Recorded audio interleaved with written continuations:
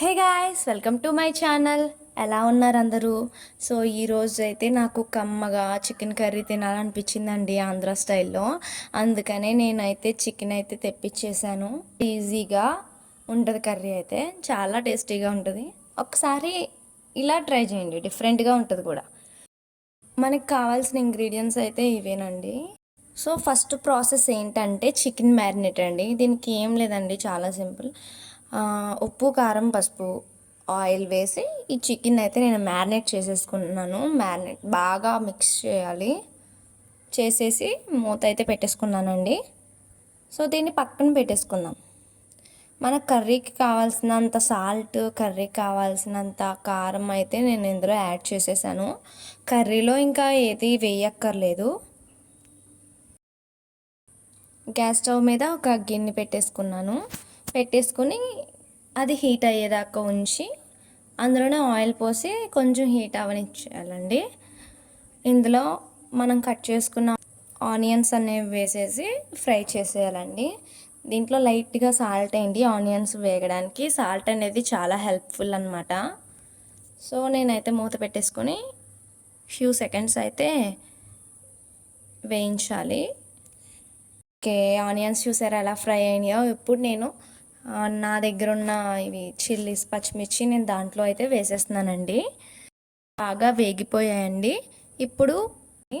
So ఇప్పుడైతే నేను తీసి పెట్టుకున్న అల్లం వెల్లుల్లి పేస్ట్ని అయితే ఇందులో వేసేస్తున్నాను. ఇది పచ్చివాసన పోయేంత వరకు దీన్ని అయితే వేయిస్తున్నానండి. సో వేయించేసాక ఇందాక మనం మ్యారినేట్ చేసుకున్న చికెన్ ఉంది చూసారా, దాన్ని అయితే ఇందులో వేసేయడమే. స్లోగా కలుపుకోండి. మనం ఆల్రెడీ ఇందాకే ఉప్పు, కారం, గరం మసాలా అన్నీ వేసేసాం కాబట్టి ఇందులో ఏమీ వేయాల్సిన అవసరం లేదు. ఏదైనా తగ్గితే కనుక లాస్ట్లో వేసుకుందాము. ఫస్ట్ అయితే దీన్ని మూత పెట్టేసుకొని ఫ్యూ మినిట్స్ అయితే ఒక 20 మినిట్స్ దీన్ని మూత పెట్టేసుకొని మగ్గించుకుందాము. చికెన్లో నార్మల్గా వాటర్ అనేవి ఊరుతాయండి. వాటర్ నాకు సరిపోవు కాబట్టి నేనైతే ఈ వాటర్ కొంచెం ఇంకాక నేనైతే కెటిల్లో వాటర్ని మరిగించి అయితే నేను ఇందులో వేస్తున్నాను అనమాట. మీరు ఏదైనా బౌల్లో కానీ దేంట్లోనా హాట్ వాటరే యూస్ చేయండి మ్యాక్సిమం.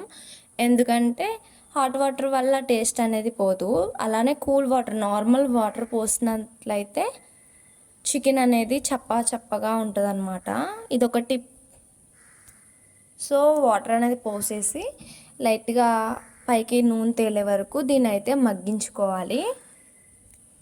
కొత్తిమీర కూడా ఆప్షనల్లే, ఎవరైనా వేసుకుంటారు. నేను కరివేపాకు వేస్తున్నాను, ఫ్లేవర్ చాలా బాగుంటుంది. లాస్ట్లో మటుకి ఇది అస్సలు మర్చిపోవద్దు మీరు. నేను కర్రీ అయిపోయిందండి. ఆయిల్ చూసారు ఎలా తేలిందో పైకి. సో నేనైతే టేస్ట్ చేసేస్తున్నా. యమ్మీగా భలే ఉందండి కర్రీ అయితే, చాలా టేస్టీగా కుదిరింది. ఒక్కసారన్నా ట్రై చేయండి మీరు. బ్యాచిలర్స్ కానివ్వండి, బ్యాచిలర్స్కి అయితే చాలా ఈజీ అవుద్ది కర్రీ అనేది. డిఫరెంట్ టేస్ట్ అయితే మీరు టేస్ట్ చేస్తారు ఖచ్చితంగా. సో గాయస్, నా వీడియో అయితే మీకు నచ్చినట్లయితే నా వీడియోని లైక్ చేయండి, కామెంట్ చేయండి ఏదైనా డౌట్ ఉంటే. అలాగే నాది కొత్త ఛానల్ అనమాట, ప్లీజ్ సపోర్ట్ చేయండి, నా ఛానల్ని సబ్స్క్రైబ్ చేయండి. Thank you guys. నెక్స్ట్ వీడియోలో మళ్ళీ కలుద్దాం. బాయ్.